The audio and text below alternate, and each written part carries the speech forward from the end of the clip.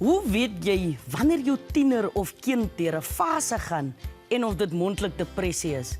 Ek en die kliniese siellkundige Dr Lizelle de Wee gesels nou hieroor. Dr Wee, baie welkom weer hier so by KLOP. Altyd goed om hier te wees, Lentjie. Yes, en nou kom ons kan ons maar met die deur in die huis val.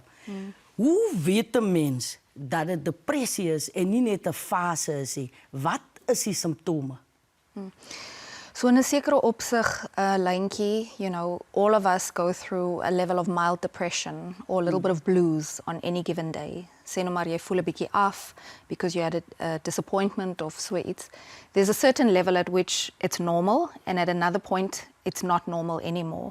And what distinguishes it is when it now starts to impact on how the person functions at home and at school, etc., etc. And also the timeline. Jy weet 'n fase het 'n begin en 'n einde. But with a clinical manifestation of depression and anxiety, you'll often see a slow deterioration on many different levels. Personally, interpersonally and functionally. So met ander woorde, jy kan die bewyse sien in terme van hoe die persoon is by die huis, maar ook buite die huis. Buite die huis, Ja. dis reg, ja. En as 'n mens nou so daarna kyk, ons het nou gesien van 'n dogter wat 17 jaar oud was, wat met depressie gesukkel het. Van watter ouderdom af kan kinders depressief raak? Dis baie interessant, Lentjie, because actually children can manifest with depression at a very young stage already. Maar dit lyk nie altyd soos die depressie wat groot mense het nie. So what I mean to say is it manifests differently with little small kids. Typically it shows up as irritation or irritability, short-temperedness. But with the older ones you'll see them often reclining, going into social withdrawal. Hulle sluit hulle af van familie en vriende af. They often socially withdraw.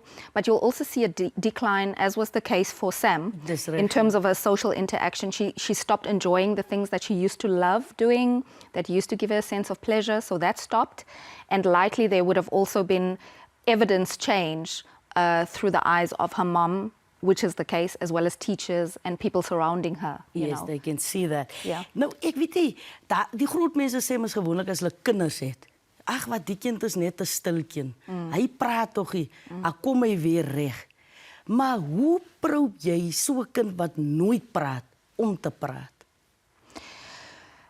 Weereens, ek dink in een opsig het dit te doen met die persoon se persoonlikheid, but as a parent to a child and a teenage child that developmentally is going through a lot of identity crisis related issues, you can't just take things at face value. You need to probe a little bit deeper. You understand? So you can maybe try and go around by virtue of asking friends and teachers how the child is presenting outside of the home environment.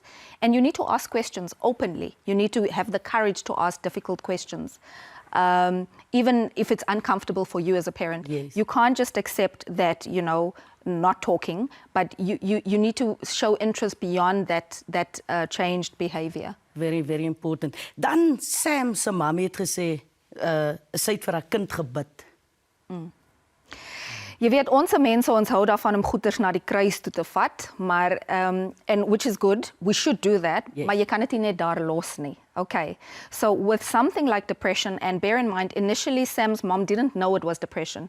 She saw this decline and this change in the child, and she needed to put the pieces of the puzzle together to understand what was going on. So the first thing is education. You know, you need to educate yourself about these things. Ask questions, go out and ask people to provide you with information if you don't understand it just yet. But also understand how your child behaves normally and see what the difference is in comparison to the baseline behavior. Maak dit sin? Dit maak heeltemal sin, ja. Wat was die ander goed wat jy gevra Die het? ander goed is, ek is net bang ons se tyd gaan hardloop, want jy weet gewoonlik wanneer 'n mens mos hierdie lekker topics het, dan gaan die tyd so vinnig verby. Maar as 'n mens kyk na mental health, Sam het 'n netbalklub gestig. Hoe het dit vir haar gewerk? Werkoefening vir mental health. Absolutely. So with something like depression, which is what Sam battled with, she battled with a clinical depression, you'll see it manifesting in things such as a change in their mood. So they will typically present as very sad or very anxious. Change in behavior, those are the things that we spoke about. Maybe changes in their sleep patterns or even in their appetite. And at the very extreme comes in suicidal behavior. So now what depression tries to do is that it tries to pacify the person. It tries to block you or steal your interest in social activities. And that's where the person starts ruminating a lot and entertaining predominantly negative thoughts or negative thinking. So in Sam's geval, eventually het sy uitgewerk, amper asof een of andere antidote vir hierdie depressie. Ek weet nog nie hoe sê mens antidote in Afrikaans nie. It's all right. Ja, maar haar antidote vir die depressie toe sy eventually uitgefigure dat you know, I need to return to the things that used to give me a sense of pleasure. So in her case, it was netball. And once she was ready, she could then start slowly reintroducing and taking her power back, you know, because that's actually, ironically, what it is. It's about reclaiming your power that was initially within your camp. En Doc, ons lewe in 'n wêreld van social media. En ek dink is iets wat ons moet aanraak. Watter impak het social media op kinders en veral op hulle jy weet, self-esteem. Ja, baie groot impak. Ek sê altyd vir die ouers wat tieners het, you know, sometimes we take for granted, we spoil them, we give them cell phones. Understand the world that you're giving your child access to by virtue of doing that. Sometimes parents give the phone and they don't monitor the things that the kids are looking at. Maar besides dit, is kinders gewoonlik in hierdie tiener age groep baie op chat groups en sulke tipe van goed en dis waar die bullying gebeur. You know, so dis besides die feit dat hulle in elk geval die self-esteem baie beïnvloed, you know, things sway according to what's the latest. Lately it's Barbie. Exactly. Verstaan jy? Barbie, yes. So ek sou sê, you know, ouers, you have to keep a solid eye and police a little bit what it is that your child is exposed to and has access to. Exactly. Dr. Wee, jy self 'n ma. Van 'n tiener. Van 'n tiener. Yes. Hoe check jy op jou kinders en watse boodskap? Hy's nou sommer so een. Watse boodskap het jy vir ouers daar buite? Sam se ma het nie geweet van depressie. In die eerste plek het ek myne se foon weggevat, gekonfiskeer. So dit bestaan nie meer nie. Dis hoekom ek sê, you know, education.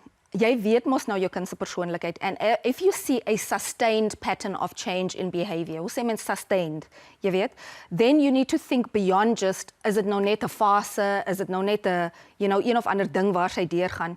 Jy moet jou oog baie, jy weet, jy moet uitcheck wat gaan aan en jy moet dit ernstig opvat. So research it a little bit, reach out if you don't understand. Make it your duty to understand it differently because we live in a different world. Baie dankie Dr. Wee.